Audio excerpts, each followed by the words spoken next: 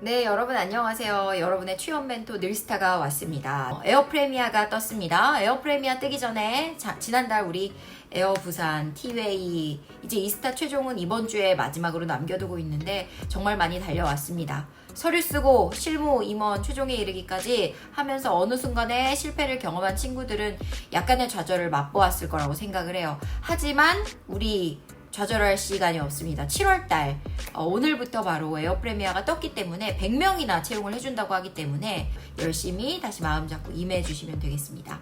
긴 말 필요 있나요? 문항 분석으로 바로 들어가겠습니다. 이번에는 500자 구성의 문제가 3문항입니다. 그래서 전 문항이 500자이기 때문에 제가 항상 500자 컨셉 때마다 이야기 드리는 거 2가지 이상 컨셉을 두지 마라.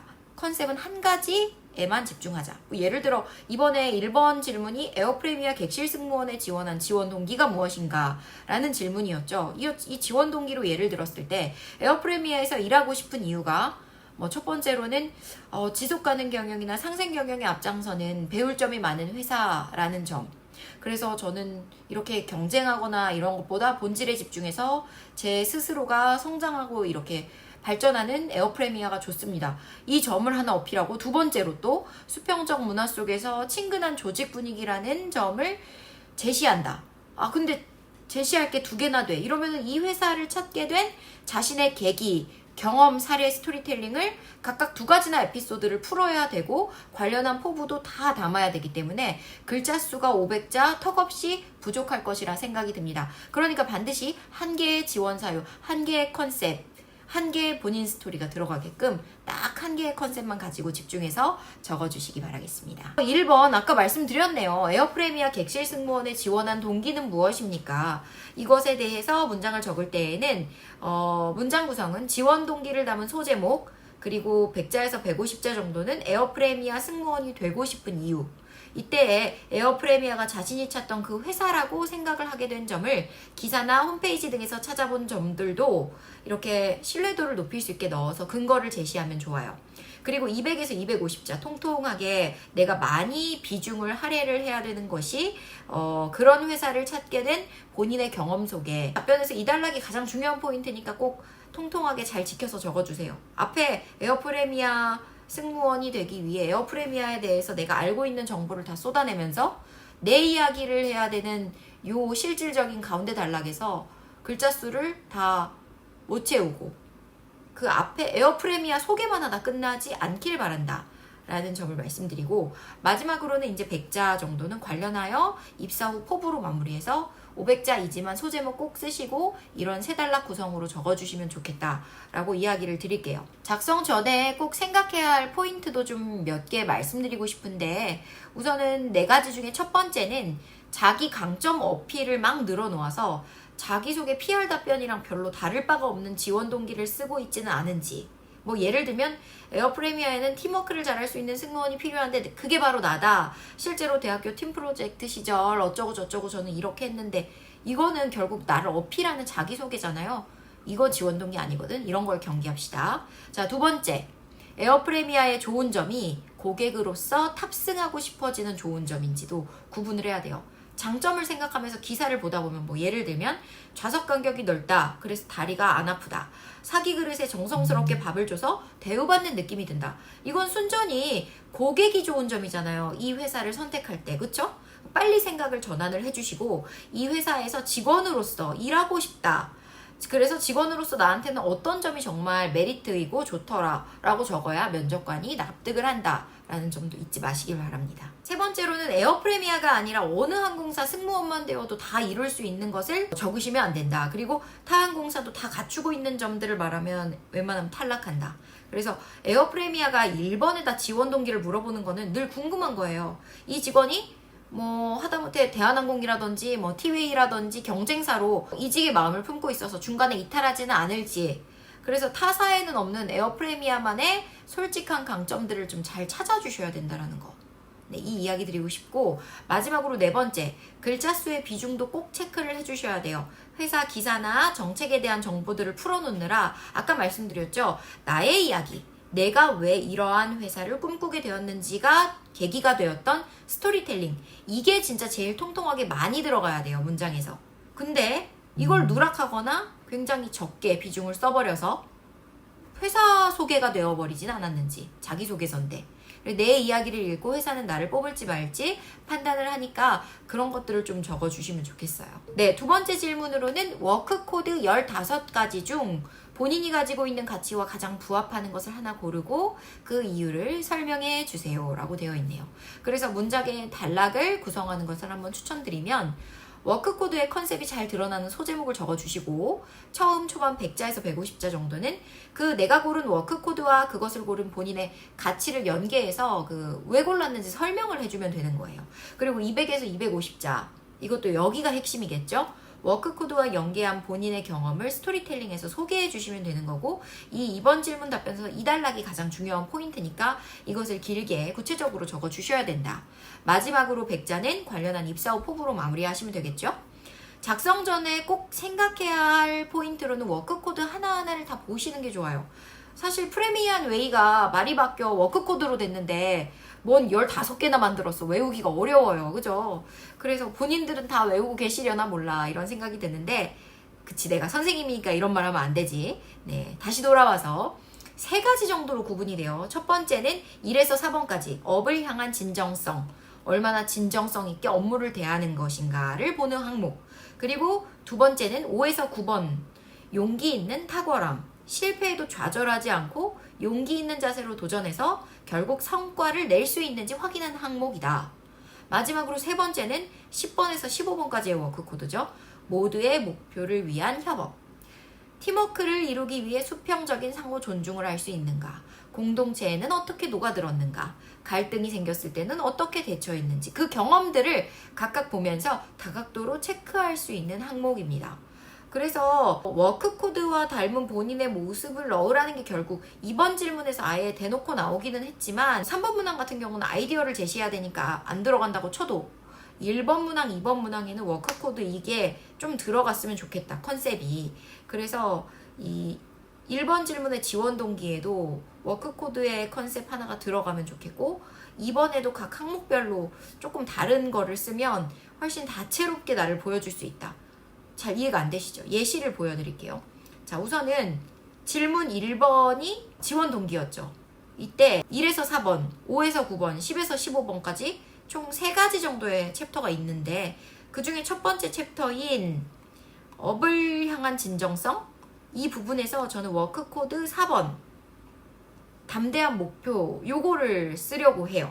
그래서 예를 들어서 내가 상담 심리학 전공자인데 한 청소년 쉼터의 상담자로 한 달간 실습 과목 참여를 하게 된 거예요. 그래서 여기서 점수를 받아야 돼서 상담자용 설문지를 배부하고 점수에 따라서 주어진 답변만 한 다음에 높은 실습 점수를 받아오는 게 통상적인 이런 학생들의 목표인데, 나는 그런 생각에서 벗어나서 이 담대한 목표, 나는 상담자로서 이 업에 대한 진정성을 가지고 담당 학생의 어려움을 해결해서 다시는 진짜 고민이 있어 여기에 오지 않게끔 한다는 큰 목표를 가지고 이 한 달간을 참여를 한 거죠. 그래서 실제로 학교폭력 신고센터에 아이를 직접 유관부서에 인계까지 해서 실질적 솔루션을 받게 하고, 가해 학생과는 분리 조치하는 데 큰 도움을 주고, 학교 생활에 적응하게 하기 위해서 상담도 무료로 좀 몇 번 더 진행을 하면서 정상적인 삶을 찾게 해주었다. 그래서 내가 이루고자 했던 원대한 목표를 이루었던 거죠. 담대한 목표를. 그래서 이거는 결국 그 담대한 목표에 따른 나의 이야기인데,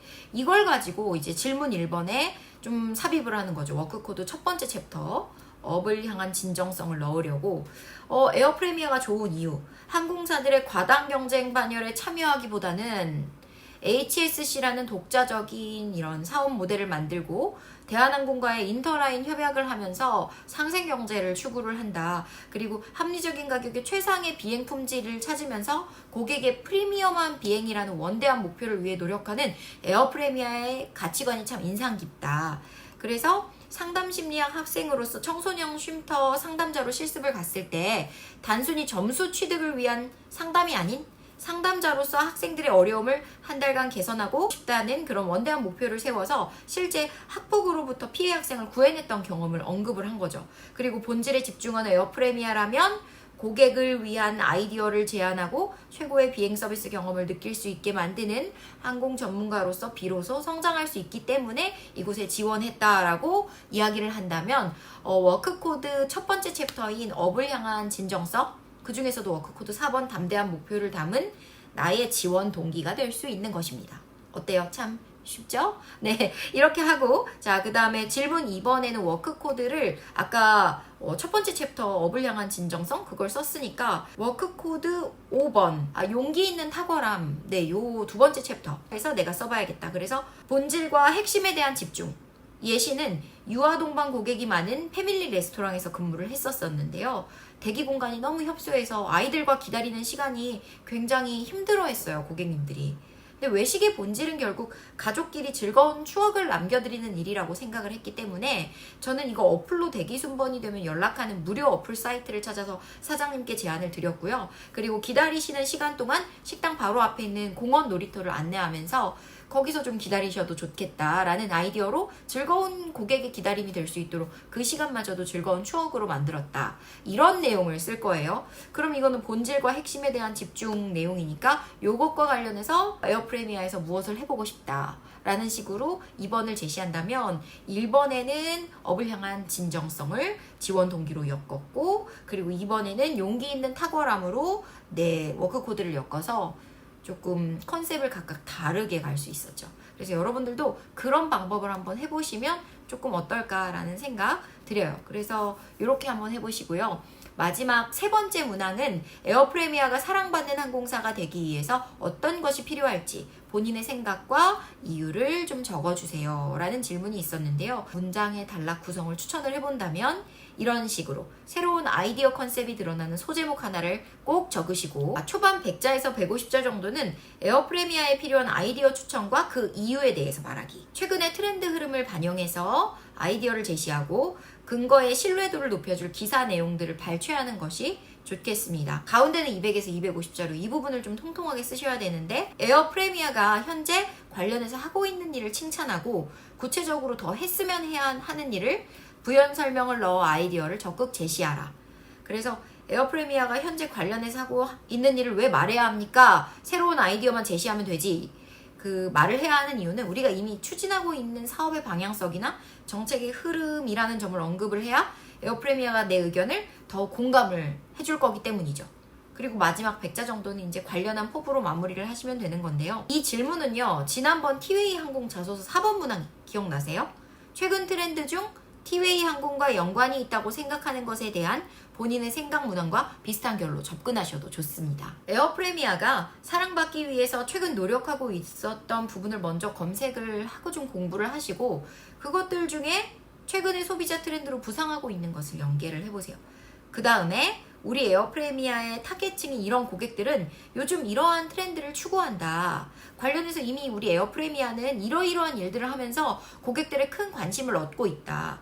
추가적으로 이러한 아이디어들을 더 덧붙여 추가한다면 더 큰 사랑을 받을 수 있을 것이다. 여기다 신규 아이디어를 좀 넣으시고 이런 흐름으로 작성을 해보세요. 그러면 지난 공채에서 한번 해봤고 생각해봤던 것들이라서 조금 더 쉽게 수월하게 갈 수 있어요. 3번이 아마 제일 어려울 거라고 생각하는데 잘 이해가 안 될 것 같아서 예시 하나만 들어드릴게요. 가치 소비를 지향하는 그린 슈머들의 선택은 실제 영향력 있는 구매로 이어지고 있습니다.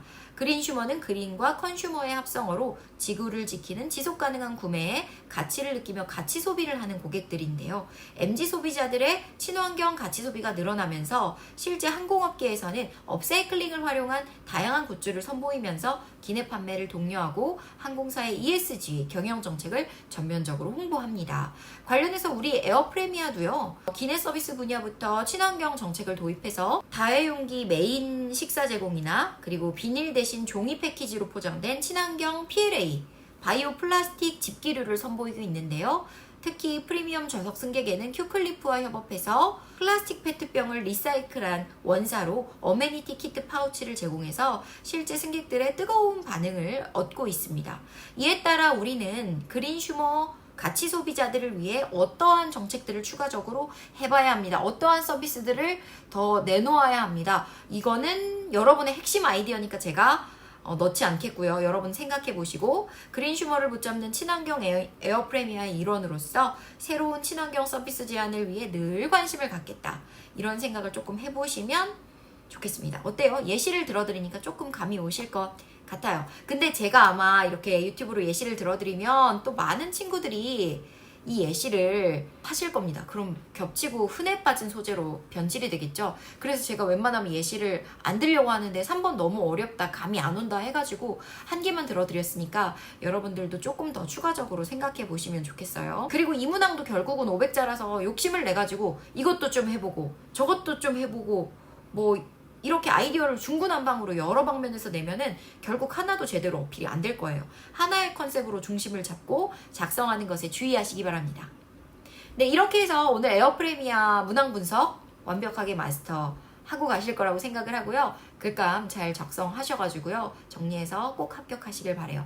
그리고 가장 제가 기쁜 게 여러분들이랑 유튜브로 이렇게 만나더라도 여러분은 저를 내적 친밀감을 많이 느끼시잖아요. 저는 여러분을 몰라도. 그리고 그 내적 친밀감에서 그냥 끝나는 게 아니라 저한테 댓글로 선생님 덕분에 이번에 면접을 보게 되었어요. 감사합니다. 취직하게 되었어요. 감사합니다. 이 말 때문에 제가 목이 아프더라도 이렇게 한번 찍어보는 겁니다. 네, 그래서 여러분들도 조금 도움이 되셨으면 댓글 한번 남겨주시고 그리고 좋아요와 구독, 알림 설정. 우리 취준생 여러분들 참 배고프고 힘든 시기예요. 그래도 늘스타가 항상 함께 하겠습니다. 힘내시고 네, 화이팅입니다. 아자아자!